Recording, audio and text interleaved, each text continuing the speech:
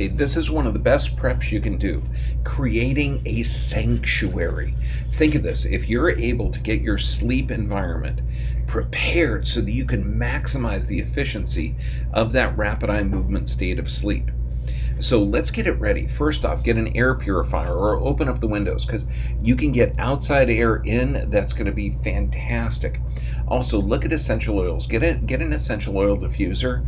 Lavender is absolutely fantastic. It has a calming effect on the body, but choose an essential oil because essential oils not only affect the olfactory bulb, if they're diffused in the environment, when they get on contact on skin, you get the benefits from that as well.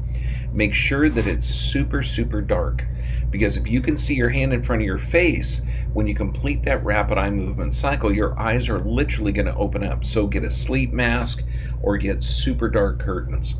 And then make sure that, again, you're creating a sanctuary, an environment so that your body, mind, brain can maximize the efficiency of sleep. Remove electronic devices or eliminate the EMF.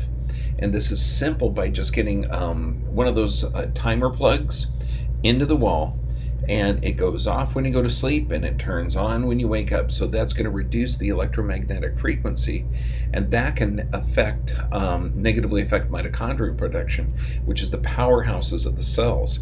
I can't stress how important it is that you eliminate the electronics, the light, make sure it's dark, have clean air, so an air filter, and a good diffuser so that you can get the essential oils in there. Think of that. What a sanctuary. If you do that, you're going to be maximizing your sleep. And I got to tell you, your body and brain will be thanking you for this effort.